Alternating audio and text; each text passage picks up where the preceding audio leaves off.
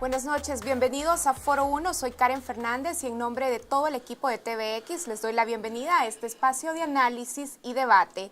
Esta noche hablamos sobre la elección de magistrados a la Corte Suprema de Justicia y es que el sábado 28 de marzo se llevará a cabo el proceso de votación para elegir a 15 candidatos para ser magistrados de la Corte Suprema de Justicia.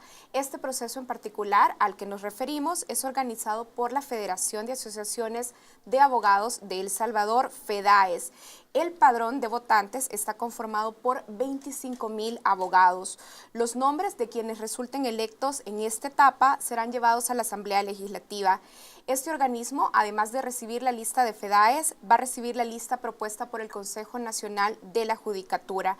Y a partir de ese proceso, los diputados, la nueva configuración de la Asamblea Legislativa, tendrá la responsabilidad de elegir a 5 nuevos magistrados de la Corte Suprema de Justicia. La elección va a ser efectiva dentro de la Asamblea Legislativa con 56 votos. Y precisamente para hablar sobre este tema, esta noche en Foro 1 nos acompañan 2 precandidatos, como ya lo decíamos, para ser magistrados de la Corte Suprema de Justicia. Voy a iniciar presentándolos. Nos acompaña Jaime Campos, actual comisionado del Instituto de Acceso a la Información Pública. Es abogado y notario, graduado de la Universidad Centroamericana José Simeón Cañas, UCA, y además tiene un posgrado en la Universidad de Buenos Aires, Argentina. Ha sido postulado por el Centro de Estudios Jurídicos. Buenas noches, bienvenido a Foro 1. Buenas noches, Karen. Buenas noches a todos los amigos y amigas televidentes que sintonizan este gustado programa. También nos acompaña Jaime Edwin Martínez, es abogado y notario, licenciado en Ciencias Jurídicas de la Universidad del Salvador, diplomado en Criminología y Justicia Penal Juvenil y diplomado también en Administración Pública y Seguridad, ambos por la Escuela de Capacitación Judicial del Consejo Nacional de la Judicatura y actualmente cursa una maestría en Derecho Penal. Bienvenido a Foro 1. También tenemos que decir que ha sido postulado por la coalición formada por la Unidad Nacional de Abogados por la Justicia y la Democracia y la Asociación de Abogados de la Libertad. Ahora sí, buenas noches. Muy buenas noches, Karen. Buenas noches, Jaime. Igualmente. Buenas noches a la audiencia de TVX. Es un gusto estar acá y muchas gracias por permitirnos este espacio para dirigirnos a la comunidad jurídica y al pueblo en general. Bueno, para nosotros este tema es muy importante porque aunque no somos los ciudadanos quienes directamente elegimos a los magistrados de la Corte Suprema de Justicia, definitivamente estos funcionarios marcan e inciden en el acceso al derecho que tenemos los ciudadanos a la justicia. Así es que este tema es muy importante para nosotros. Creemos que aunque no tengamos voto directo, es un tema del que no nos podemos abstraer y queremos precisamente desarrollar esta temática esta noche. Bien, es un proceso que parece largo. Sabemos que se llevan a cabo elecciones este fin de semana, como lo decíamos, de FEDAES, pero también del Consejo Nacional de la Judicatura. Sí. Luego se enviarán ternas a la Asamblea Legislativa y finalmente será la Asamblea Legislativa quien va a elegir a 5 nuevos magistrados. Quisiera pedirles para iniciar y para poder contextualizar a todos los que nos sintonizan, cuál es el espíritu de este mecanismo y un poco reflexionar en las etapas que lo conforman. Muchas gracias, Karen. Buenas noches, Jaime. De verdad es un gusto compartir esta mesa con un reconocido abogado. Vamos a sacar un buen fruto a partir de estas reflexiones. A partir de la reforma constitucional fruto de los acuerdos de paz, en nuestro país se instala un nuevo modelo para la elección de los magistrados de la Corte Suprema de Justicia. Para todos los amigos y amigas que nos sintonizan, deben saber que la Corte Suprema de Justicia está compuesta por 15 magistrados que se renuevan parcialmente cada 3 años en una tercera parte. En este año 2015 corresponde la renovación de esta tercera parte de la Corte Suprema de Justicia. Son 5 magistrados, 2 de los cuales son de la Sala de lo Contencioso Administrativo, 2 de la Sala de lo Penal y 1 de la Sala de lo Civil. El mecanismo de selección, tú ya lo adelantabas, primero este sábado 28 de marzo, pasado mañana, la Federación de Abogados de El Salvador administra un proceso de elección en el cual estamos participando 28 abogados en total, de los cuales los más votados, los 15 más votados, pasarían a la siguiente etapa, a la que se unirían 15 nombres que son directamente propuestos por el Consejo Nacional de la Judicatura. El total, es decir, los 30 abogados, pasan a la Asamblea Legislativa para que sea la Asamblea Legislativa la que finalmente nombre a 10 magistrados, 5 en su calidad de propietarios y 5 suplentes. Bien, ahora, ¿cuál es el espíritu de este proceso que tiene diferentes etapas? Una terna elegida por el proceso que organiza FEDAES, otra terna propuesta por el Consejo Nacional de la Judicatura y la decisión final que, como ya lo decíamos, se toma al interior de la Asamblea Legislativa con 56 votos. Bueno, el espíritu es un espíritu de democratización del poder político del país, porque el órgano judicial más bien es un poder, es el poder judicial. En un momento determinado, en el desarrollo de las ciencias constitucionales y jurídicas, se decidió hablar, en lugar de poder, hablar de órgano, pero en todo caso es poder, y de acuerdo a la Constitución misma, el gobierno de la República lo integran 3 órganos fundamentales: el ejecutivo, el legislativo y el judicial. Entonces, en la medida que el nombramiento o la elección de las personas que integran estos órganos de poder se expande, se difumina su selección, sus propuestas, se desconcentra de cúpulas de poder o de otros órganos de poder y se le permite al menos tener incidencia a otras instituciones y sectores de la sociedad. En esa medida se busca una mayor democratización del poder. Para el caso de El Salvador, afortunadamente, con los acuerdos de paz, se fortaleció un organismo que ya existía, que era el Consejo Nacional de la Judicatura. Se le dieron un poco más de atribuciones, aunque sería poco el espacio para decir por qué yo considero que es un Consejo de la Judicatura a medias, que le falta mucho, ¿verdad? Sin embargo, tiene la facultad constitucional de presentar propuestas a la Asamblea Legislativa, que es la que finalmente decide. Y lo más importante que tenemos en el país en este sentido del procedimiento de elección de candidatos a la Corte Suprema es la participación de las abogadas y los abogados. Yo aquí quiero aprovechar para exhortar a toda la comunidad jurídica a que salga a votar el día 28, a pesar de que es vacación, que lo hagan, vayan un rato, porque esto es un derecho, es una conquista social. No es dádiva ni regalo de ningún sector de poder, sino que han sido las condiciones de lucha social histórica que permitieron que los abogados tengan esa posibilidad de ir a delimitarle la lista dentro de la cual el primer órgano del Estado, que es el Congreso, va a elegir a los miembros de la Corte Suprema. Bien. Y una cosa importante, no todos los países tienen esa posibilidad, no en todos los países los abogados pueden hacer eso. Todavía predomina el modelo en el que es el presidente de la República el que presenta las propuestas y elige el Congreso directamente, sin participación del gremio. Bien, tenemos que hacer una pausa. Recuerde, esta noche estamos hablando sobre la primera etapa de la elección de magistrados que llegarán a la Corte Suprema de Justicia. Si usted tiene preguntas o comentarios sobre este tema, bueno, hoy es un momento ideal para que pueda expresarlas, porque precisamente tenemos en nuestra mesa a 2 precandidatos: Jaime Campos, actual comisionado del Instituto de Acceso a la Información Pública, y Jaime Martínez, actual director general de la Academia Nacional de Seguridad Pública. Hacemos una pausa, ya regresamos con Foro 1.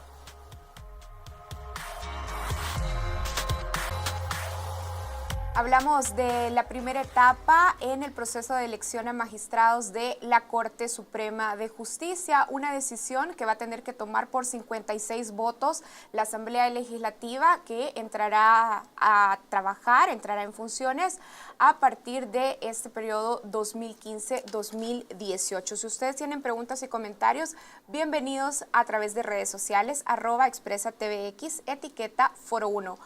Quiero nada más hacer una revisión de parte de lo que nos decían en el bloque anterior. Don Jaime Martínez nos decía, el espíritu es desconcentrar el acceso al poder, particularmente en el órgano judicial, y por eso es que tienen acceso a votar grupos de abogados. En el proceso que organiza FEDAES, en el padrón, participan 25,000 abogados. Sí. ¿Quiénes son estos abogados y cuál es la expectativa de participación que tienen? De acuerdo. Efectivamente, el padrón electoral está integrado por aproximadamente un poco más de 25,000 abogados. Son profesionales que han sido autorizados por la Corte Suprema de Justicia para el ejercicio de la profesión. Creo que es muy importante destacar, así como lo decía Jaime en el bloque anterior, que la participación de los abogados es clave en este sentido. No solamente porque participamos de un proceso democratizador, sino también porque es un buen mecanismo de participación ciudadana, en este caso, para los abogados. De estos 25,000 en ejercicios anteriores, por ejemplo, en el ejercicio 2012, ¿qué porcentaje participó? Sí, el porcentaje fue bastante bajo.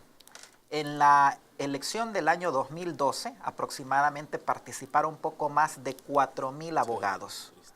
La mayor participación de abogados se ha tenido en la elección del año 2009, en la cual, ustedes recordarán, amigos televidentes, se estaban eligiendo a los 4 magistrados de la Sala de lo Constitucional. Ese fue el proceso en el que mayor afluencia hubo, aproximadamente más de 6,000 abogados. Bien. Estamos hablando que en los 2 últimos ejercicios, en realidad el porcentaje ha sido muy bajo. Precisamente nosotros le apostamos a esa mayor participación de todos los colegas abogados, y por eso es importante, y me uno al llamado que hace Jaime, en el sentido de que este sábado 28 de marzo todos y todas estamos llamados a votar. Pero si el espíritu es la democratización, es promover el acceso precisamente de los grupos a nuevas formas para elegir a los representantes de la Corte Suprema de Justicia, ¿cómo se explica que el porcentaje de participación sea tan bajo?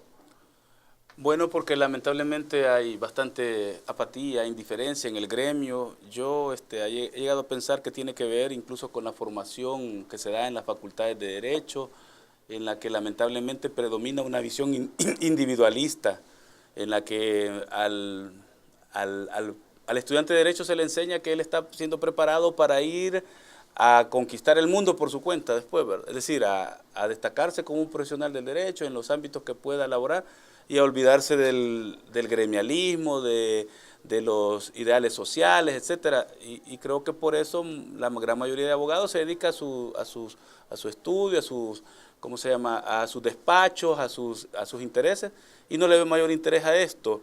Ese es un factor. Pueden haber otros como una verdad a medias. Iba a decir un mito, pero es una verdad a medias que se dice, que he escuchado a muchos abogados que sostienen que no vale de nada ir a participar en esas elecciones porque la Asamblea Legislativa al final decide a quienes poner y los elige de la nómina, exclusivamente de la nómina que manda el Consejo de la Judicatura, lo cual no es cierto. Por eso digo que es una verdad a medias, porque ya tenemos varios colegas, compañeros, yo tengo conocidos como la doctora Doriluz Rivas Galindo, que salió directamente de la lista de los abogados, el doctor Ovidio Bonilla también, que salió de ahí, e incluso Florentín Meléndez y Sidney Blanco en el 2009. Yo participé en esa elección, fue mi primera experiencia, efectivamente, ellos fueron de los más votados en ese momento. No es cierto pues que solo de ahí sale. Vamos a hablar precisamente de la elección que en una segunda etapa pasa por la negociación dentro de la Asamblea Legislativa. Pero bueno, ustedes, los dos, están ya en cargos dentro de instituciones públicas. En el caso del señor Campos, como lo hemos dicho, es comisionado del Instituto de Acceso a la Información Pública, y en el caso del señor Martínez es director de la Academia Nacional de Seguridad Pública. Ahora, ¿cuáles son sus aspiraciones al presentarse a este proceso y cuáles son los temas prioritarios en sus agendas en caso de que se conviertan en magistrados de la Corte Suprema de Justicia? Sí, en mi caso tengo 2 años, un poco más de 2 años de ejercer el servicio público como comisionado del Instituto de Acceso a la Información Pública. El Instituto de Acceso a la Información Pública, a diferencia de otras instituciones en el país, tiene la novedad que cada uno de los titulares somos propuestos por diferentes sectores de sociedad civil, es decir, que vemos a la sociedad civil en acción dentro de la administración pública. Esto permite dar un giro al pensamiento que debe tener el funcionario o servidor público. Debemos manejar un lenguaje y una agenda ciudadana, en el sentido de que definitivamente es el usuario, la persona que acude al sistema de justicia, la prioridad de nuestra atención. Esta experiencia que he logrado en estos 2 años me permite trasladar con credibilidad por el trabajo que hemos desempeñado estos 2 años en el Instituto de Acceso a la Información Pública a la Corte Suprema de Justicia, que representa ese noble ideal que todos los abogados tenemos de impartir una pronta y cumplida justicia. Esta experiencia quiero trasladarla a ese ámbito, teniendo como eje transversal de mi candidatura la transparencia dentro del órgano judicial. La transparencia dentro del órgano judicial debe comenzar por sus propios titulares, porque sean los propios magistrados de la Corte Suprema de Justicia que se abran a la población, que se abran al escrutinio ciudadano.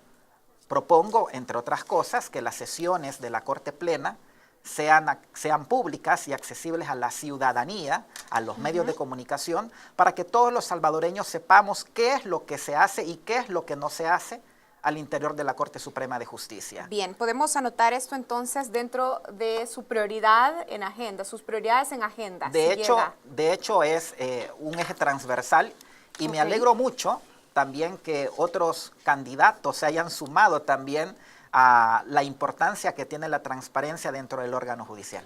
Bien, y en su caso, señor Martínez, ya lo decíamos, director general de la ANSP, ¿por qué dejar este rol ahora? ¿Cuáles son sus motivaciones y prioridades si se convierte en magistrado de la Corte? Bueno, en primer lugar quiero decirle que yo no estoy dejando mi cargo como director general de la... No es que quiera dejarlo, no es así. A mí me propuso, y agradezco mucho a Abodel y UNAJUD que me propusieron, me llamaron para decirme que querían saber si yo estaba dispuesto a aceptar esa nominación, y lo he aceptado. Pero yo estoy muy bien haciendo mi trabajo, pero si me dan la oportunidad, pues claro que voy a competir por ese cargo. En mi caso yo llevo prácticamente 26 años dedicarme a la función social y al servicio público, porque en el año 89 yo decidí fundar y dirigir un movimiento estudiantil después de la ofensiva del 89 en la Facultad de Derecho. Estudiar en la Facultad de Derecho en la Universidad de El Salvador es toda una escuela de proyección social, de vida política institucional, etcétera. Fundé el Centro de Estudios Pro Reconstrucción de la Universidad de El Salvador, el CEPRUES, con el cual fui electo presidente de la Asociación de Estudiantes de Derecho, porque ahí se hace una práctica de elección de los estudiantes. Y dirigí la AED, la Asociación de Estudiantes, durante más de un año. Eso me dio un compromiso de cumplir con una plataforma en términos de fortalecimiento cultural, educativo, fortalecer la biblioteca, la reconstrucción material también de la facultad. Y en el año 92, cuando yo había conocido en un congreso de ciencias penales en Guatemala a mi amigo y maestro, el profesor Alberto Binder de la Argentina, junto con él y con la guía de él y con la formación de él, fundé y dirigí el Centro de Estudios Penales de El Salvador, que tuvo su sede en FESPAD, pero surgió de un convenio con el INESIP de la Argentina, instituto que yo dirigí desde el 92 hasta noviembre del 2005. En ese instituto se han formado, se han capacitado varias generaciones de abogados, incluyendo actuales magistrados de la Corte Suprema de Justicia, de lo cual yo me siento muy orgulloso. Y en noviembre del 2005 pasé como jefe de la Unidad de Justicia Penal Juvenil en la Corte Suprema. Tenemos que hacer un corte, pero antes de que nos vayamos me gustaría identificar cuál es su prioridad o cuál sería ese tema central en su agenda si llega como magistrado de la Corte Suprema de Justicia. Yo tengo una propuesta de trabajo que la he divulgado lo más que he podido en un resumen, en un tríptico, pero también está en un sitio web donde lo que planteo es que yo parto de una concepción de justicia, de un concepto también de qué es la administración de justicia como tal, hago un diagnóstico de situación en el que yo he tratado de ser optimista, es decir, hay que ver de dónde venimos, desde mediados de los 80, cuando la justicia era prácticamente la cenicienta del Estado, se trabajaba a medio tiempo, en unas galeras, etcétera. Al momento actual hemos avanzado bastante, pero hace falta mucho, por eso luego paso a desarrollar cuál debe ser el papel de la Corte Suprema de Justicia como órgano de poder y no solo como el Tribunal Supremo del país. Y después de esas reflexiones de fondo, de contenido, paso a hacer una propuesta de trabajo para el periodo 2015-2024 que abarca 3 grandes sectores de destinatarios: el justiciable, el ciudadano común, para el cual, como dice Jaime, hay que enfocarse principalmente en una justicia ágil, oportuna, pronta y cumplida, como dice la Constitución. Me enfoco también en el abogado litigante, en el abogado en ejercicio profesional de la Fiscalía, de la Procuraduría y de otros abogados usuarios de la justicia. Y por último también, pero no por ser menos importante, en el abogado y la comunidad de operadores de la justicia dentro del órgano judicial, que han sido mis compañeros, por los cuales quiero luchar por medidas más equitativas de las condiciones profesionales, de capacitación y laborales que ahí tienen. Bien, tenemos que hacer una pausa. Esta noche estamos hablando sobre la primera etapa en la elección de magistrados de la Corte Suprema de Justicia. Preguntas o comentarios, bienvenidos a través de nuestras redes sociales. @ExpresaTVX, etiqueta Foro 1. Hacemos una pausa, ya volvemos.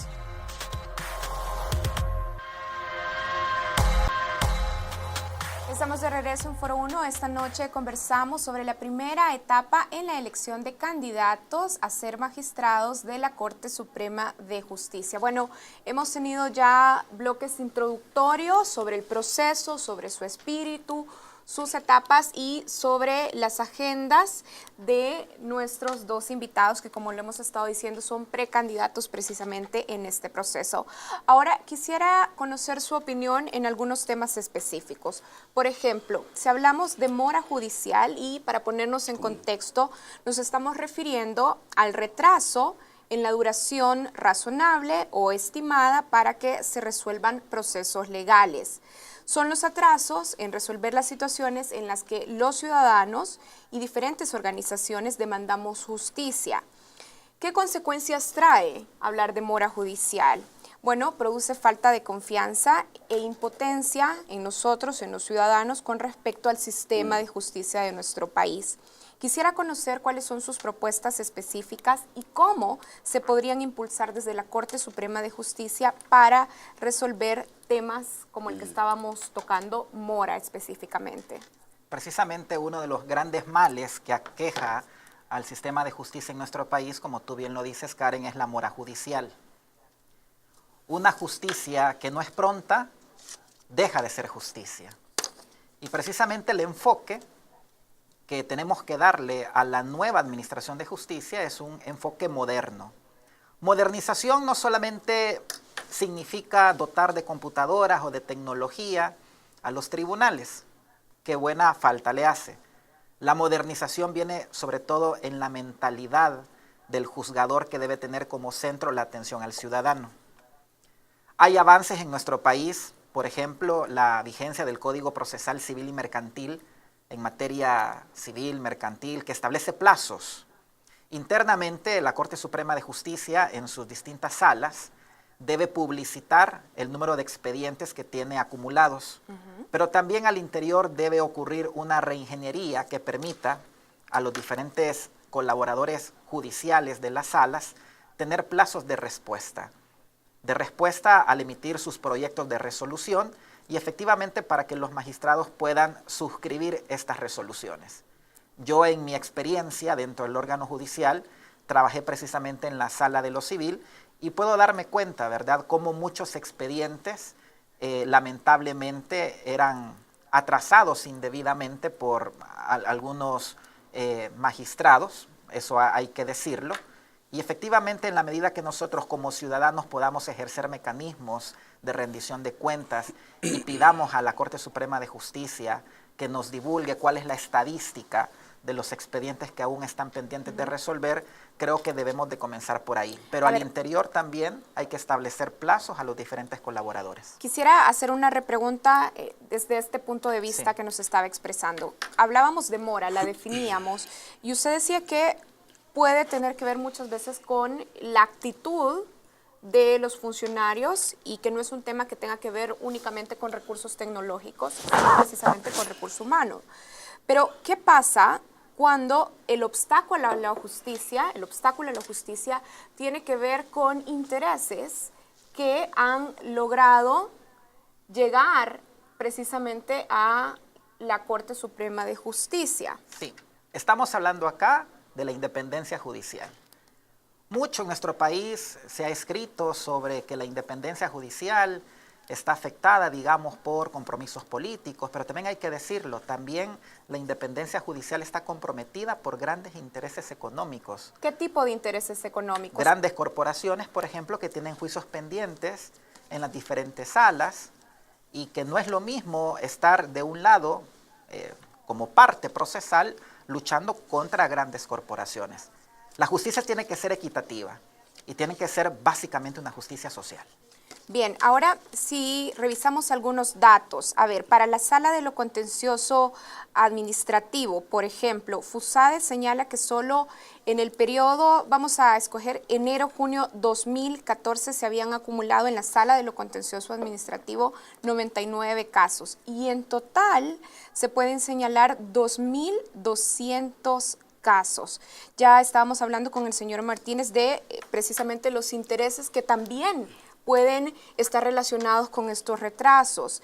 Desde su punto de vista, ¿qué razones también podemos atribuir a estas preocupantes cifras al interior de la Sala de lo Contencioso Administrativo, por ejemplo? Mire, la mora judicial es un problema eterno, se ha hecho eterno en el órgano judicial. Aún la Sala de lo Constitucional, que ha avanzado bastante, también tiene mora judicial. Yo, por ejemplo, le he preguntado a mi amigo el magistrado Florentín Meléndez, cuando he podido conversar con él, por qué no han declarado ya la inconstitucionalidad, que me parece que es obvia, de la ley antiterrorista que fue emitida en 2006 y fue demandada de inconstitucionalidad desde el 2007. Entonces, por citar un ejemplo, la mora está en todas partes y lo de la Sala de lo Contencioso Administrativo es una muestra, es como la punta del témpano. Pero ahora que he tenido la oportunidad de volver y acercarme a los tribunales del Centro Judicial Isidro Menéndez y otros, es triste ver cómo están acumulados, pero cientos de causas todavía en papel, todavía atosigados. Y lo que yo ya había estudiado, analizado y diagnosticado hace años atrás, se mantiene y se ha profundizado. Los factores de la acumulación. Yo lo primero que creo que hay que hacer es un estudio actualizado, muy serio, de los diversos factores estructurales, de los factores subjetivos y objetivos que han hecho que la mora se mantenga y crezca. Jaime ya citaba unos que pueden ser subjetivos, ¿verdad? De la voluntad de los operadores, los que lo anima a que un proceso sea más ágil que otros. Pero hay otros que no dependen de la voluntad de nadie, ni del magistrado, ni del juez. Pueden ser factores estructurales, y dentro de esos estructurales, yo puedo hablar de lo que conocí cuando fui jefe de justicia juvenil en 4 años. Lo quiero plantear de este modo, aunque suene duro. Yo estoy seguro que en la Oficina de Justicia Juvenil, que tenía 12 personas a mi cargo, el trabajo que hice durante 4 años, que fue bastante, pude haberlo realizado con la mitad de los empleados. Porque la otra mitad, lastimosamente, no los habían ubicado donde mejor podían estar rindiendo, con sus capacidades, con su perfil, y además no estaban totalmente preparados para asumir el trabajo que hacía la Oficina de Justicia Juvenil. Podían haberlo hecho mejor en otro lugar. En otras palabras, donde hace falta recurso humano, paradójicamente, muchas oficinas, muchos tribunales, porque la mora no solo es a nivel judicial, sino también en los trámites administrativos que le corresponden a la Corte Suprema. En muchas oficinas falta recursos humanos, tecnológicos, presupuestarios, de logística, combustible, vehículos, etcétera, y en otras obras. Y en especial el recurso humano en el órgano judicial es un grave problema. Ahí hay, por una parte, subutilización y por otra parte, inmensas necesidades. Yo creo que tendría que haber una reforma estructural. El presupuesto de la Corte Suprema es una de las grandes victorias de la modernización y de la democratización de la justicia en este país. Tiene el 6% del presupuesto de la nación y es una enorme cantidad de dinero.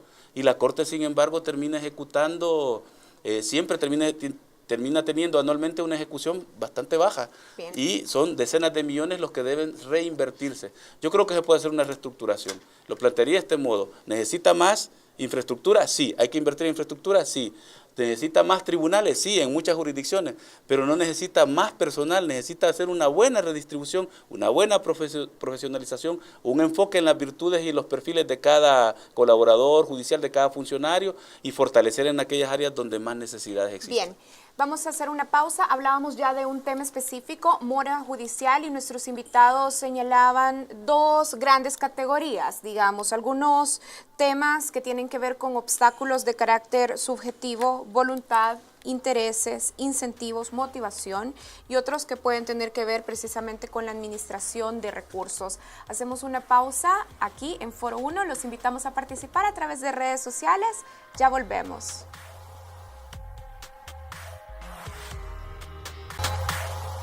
Estamos de regreso en Foro 1, hablamos sobre la primera etapa en la elección de magistrados a la Corte Suprema de Justicia. Les recuerdo que esta noche estamos conversando con Jaime Campos, actual comisionado del Instituto de Acceso a la Información Pública, y también conversamos con Jaime Martínez, actual director general de la Academia Nacional de Seguridad Pública, ambos abogados y notarios, y se presentan como precandidatos dentro del proceso que administra FEDAES y que se va a realizar este sábado 28 de marzo. Bueno, mora judicial. Señor Campos, me gustaría conocer, para ir cerrando este tema, si usted cree que el problema podemos localizarlo prioritariamente en el tema de administración de recursos. De alguna manera, la administración de recursos dentro de la Corte Suprema de Justicia tiene que ser optimizada. Hay que identificar esos perfiles de los diferentes colaboradores judiciales para ubicarlos de acuerdo a una especialización. Es necesaria que la Corte Suprema de Justicia irradie también en todo su interior, estoy diciendo tribunales de primera instancia, cámaras de segunda instancia, las diferentes salas, la proyección de cada uno de sus empleados judiciales. Me refiero concretamente a una formación integral. No solamente estamos hablando de cúmulo de conocimientos, sino también en cuanto a la ética y principios. Creo que también la Corte Suprema de Justicia no solamente debe concentrarse en la formación de sus empleados judiciales, sino también tiene el deber de cara a los abogados en ejercicio de tener mecanismos de control, tales como la sección de investigación profesional. Porque a lo mejor vamos a tocar más adelante, Karen, el tema, por ejemplo, de la depuración judicial, de los jueces que están siendo denunciados por presuntos ilícitos, por presuntas faltas. Donde hay corrupción, hay alguien que se deja corromper, pero también hay un corruptor. Bien, justo a esa pregunta iba. Otro de los grandes temas pendientes al interior de la Corte Suprema de Justicia es precisamente el tema de depuración del personal judicial, intereses, corrupción y, por supuesto, toda la dinámica que se estructura alrededor de este proceso. ¿Cómo se descompone esta temática y qué propuestas específicas podría usted sumar a este tema? La corrupción judicial es una de las tres grandes características que fueron, bueno, que han sido permanentes, han continuado más bien, tal vez han ido mejorando un poco en la administración de justicia, pero fueron las tres que fueron identificadas en los primeros estudios técnicos que se hicieron en la vida contemporánea de El Salvador, en 1989, el estudio de la problemática de la administración de justicia en El Salvador que hizo Corelesal, la Comisión Revisora de la Legislación Salvadoreña, y luego también la Universidad Internacional de la Florida ratificó ese estudio y dimensionaron tres características. Uno es la politización de la justicia, decía, la corrupción y la generación de impunidad. Estos tres caracteres también después fueron ampliamente profundizados y detallados por el informe de la Comisión de la Verdad. Nos decía politización de la justicia. Politización, corrupción y la impunidad que genera. Luego fueron profundizados y detallados por el informe de la Comisión de la Verdad, que llegó a decir claramente que la justicia en El Salvador se había comportado como una suerte de cómplice y en cuanto a la tragedia que el país había vivido de la sistemática violación de los derechos humanos. La corrupción sigue estando, yo creo que se ha mejorado, ya no es tan galopante como antes, pero está ahí presente. ¿Cómo se mide actualmente la corrupción? ¿Tenemos algún mecanismo que nos permita diagnosticarla e identificarla al interior de la Corte Suprema de Justicia? Es complicado porque hay un secreto a voces entre los operadores judiciales, los jueces entre ellos se conocen, hablan por ejemplo de jueces que tienen un nivel de vida que no tiene nada que ver con el nivel de ingresos que ellos tienen, que eso es extremadamente preocupante. Hay jueces que que bueno, no están sometidos. Yo no entiendo cómo pueden hacer eso, porque yo entiendo que deberían estar sometidos, como los demás funcionarios, a la rendición de cuentas que pide la sección de probidad. Y ahí, si bien eso no es infalible, pero es un mecanismo que logra detectar ciertas discrepancias entre el nivel de ingreso legítimo y el nivel de vida que tienen ciertos personajes. Es difícil también medir, porque no podemos decir que por el número de causas que tiene el Departamento de Investigación Judicial de la Corte, porque también ahí pueden haber entre maliciosas denuncias, ¿verdad?, que hacen incomodar al juez, pero que no hay prueba de mucho, y otras que están por años sin que se investigue. En todo caso, yo creo que hay que ser muy objetivos en esto. No podemos decir que se va a hacer una cacería de brujas, de que todo el que sea denunciado debe ser separado, y menos con los operadores judiciales, los empleados. Yo quiero aclarar que cuando hablo de esta reorganización, y puse por ejemplo la unidad en la que yo estuve, no quiere decir que el personal que está ahí debe ser removido. Creo que tienen derecho al trabajo, derecho a la carrera dentro de la Administración de Justicia, pero sí que debe haber una reorganización. Ahora bien, el que comete ilícitos, el que comete faltas muy graves, no tienen que ser ilícitos, también faltas muy graves de carácter administrativo, debe aplicársele la legislación, la ley de la carrera judicial, y si se les prueba, deben ser separados del cargo que tienen. Bien, corrupción y depuración judicial, ¿cómo se puede empezar a trabajar desde la Corte Suprema de Justicia en este tema? ¿Cuáles serían algunas medidas concretas? En primer lugar, publicitando la información que se tiene al interior de la Corte Suprema de Justicia. Lo he dicho al principio de esta entrevista, la importancia que tienen los mecanismos de transparencia y acceso a la información pública dentro de la Corte Suprema de Justicia. Quiero comentarles, amigos, que precisamente en el cargo de comisionado del Instituto de Acceso a la Información Pública, nosotros le hemos ordenado a la Corte Suprema de Justicia, a un periodista, que le entregue la información que él estaba solicitando relativa a quiénes eran los 25 jueces más denunciados en la sección de investigación judicial, el tipo de falta que se le atribuía, el estado en que se encontraba el procedimiento administrativo. Creo que esa es una muy buena señal. En la medida que exista transparencia, vamos a reducir, sin duda alguna, esos sectores de opacidad y corrupción en nuestro país. Pero una vez identificando esto, y de esta manera la ciudadanía puede ejercer su control social sobre las instituciones del Estado, es importante que al interior de la sección de investigación judicial los procedimientos caminen de una manera más ágil. El procedimiento se tiene, pero no de una manera expedita. Necesita el voto de 8 magistrados de la Corte Plena para que se pueda resolver en definitiva una causa de depuración judicial. Al interior creo la necesidad de tener comisiones para no depender directamente del voto de los 8 magistrados de la Corte Suprema de Justicia. Que en total son 15 y 8 es claro, mayoría. Claro, es mayoría. Yo creo que igual habría que diseñar este pensamiento, darle forma, si es conveniente que los jueces juzguen a los propios jueces. En otros países, digamos, hay entidades fuera de la administración de la Corte Suprema de Justicia quienes toman decisión en este tipo de causas. Naturalmente, cuando hablamos de ese tema de depuración judicial, van a surgir resistencias al interior del órgano. Sí. ¿Cómo lidiar? ¿Cómo prevenir estas resistencias? Yo en este punto comparto todo lo que hasta ahora hemos planteado y me parece que esas son como medidas inmediatas. Pero en el tema de la depuración judicial también el órgano judicial y especialmente la Corte Suprema de Justicia parte de lo que yo podría llamar un pecado original.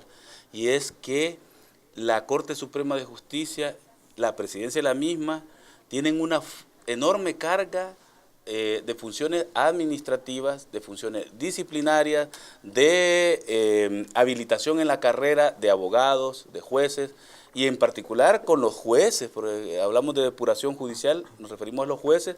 Con los jueces, la Corte Suprema tiene una suerte de poder de vida y muerte sobre los jueces. Y eso, cuando hablamos ¿cómo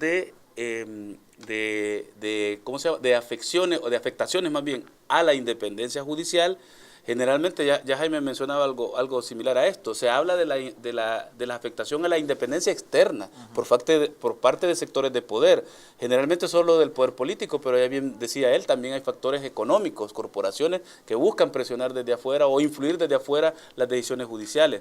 Pero es que otra dimensión sustancial de la independencia de los jueces es la dimensión interna de la independencia. El juez también debe ser independiente de la propia estructura de la jerarquía del órgano judicial. Y mientras la Corte Suprema de Justicia siga teniendo ese poder de nombrar a los jueces, porque nombra a los jueces, le propone ternas el Consejo de la Judicatura, pero la Corte nombra, la Corte vigila, la Corte supervisa, la Corte es la que termina decidiendo si un juez se mantiene allá, un juez de paz en un rincón del país, o lo asciende, lo promueve, lo sanciona o lo separa. Entonces, eso es una amenaza permanente a la independencia de los jueces. Tenemos que hacer una pausa. Cuando regresemos en Foro 1 vamos a continuar hablando sobre el proceso de elección de candidatos a ser magistrados de la Corte Suprema de Justicia. Pero en el siguiente bloque vamos a hablar precisamente sobre los procesos y las dinámicas que se llevan a cabo al interior de la Asamblea Legislativa, una instancia de negociación y búsqueda de acuerdos, y precisamente la elección de magistrados pasa por esa dinámica, negociación y búsqueda de acuerdos. Ya regresamos.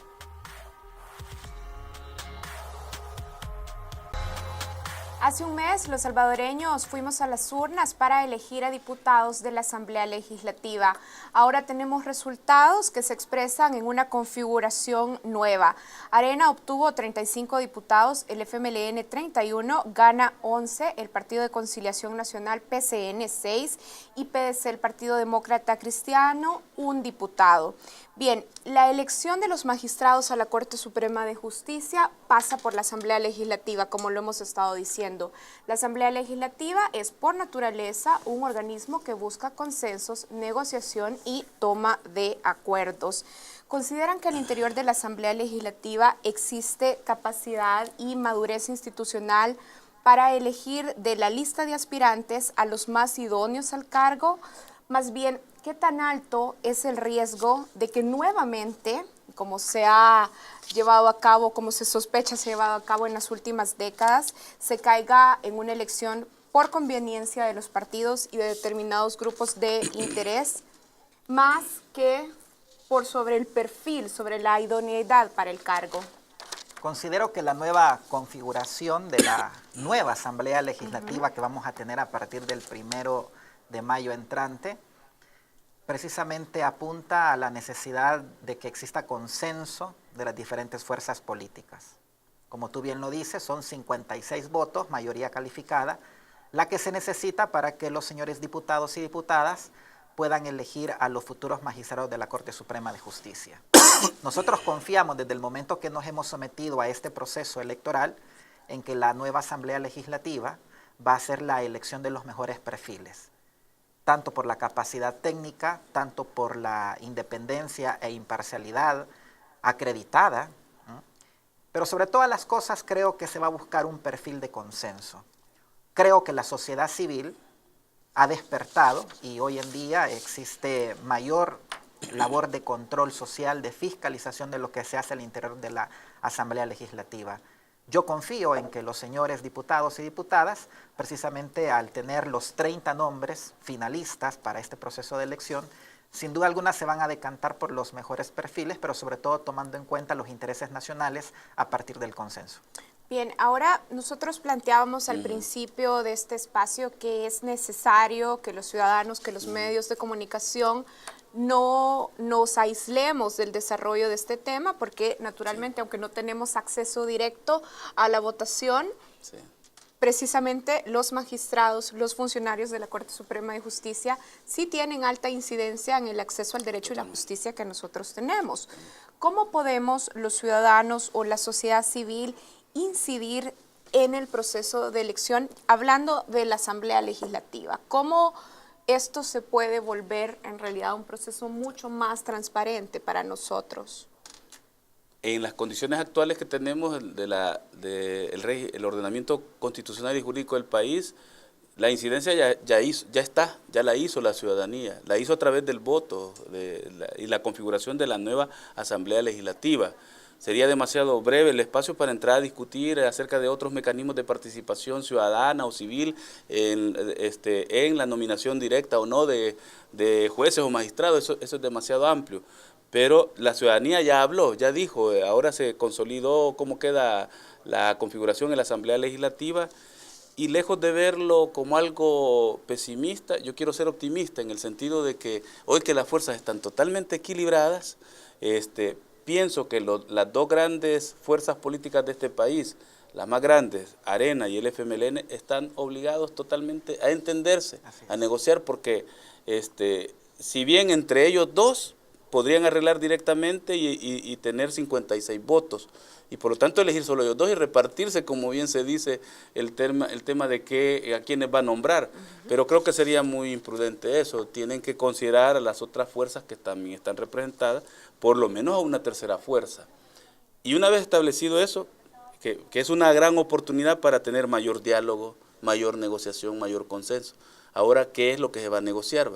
Y ahí es donde yo creo que se da la oportunidad de retomar o recuperar la crítica que hacía al procedimiento previo, que es esto de que yo, por ejemplo, hubiera querido tener un espacio donde se me permita exponer ampliamente mis conceptos, mis ideas, y eso no se ha dado.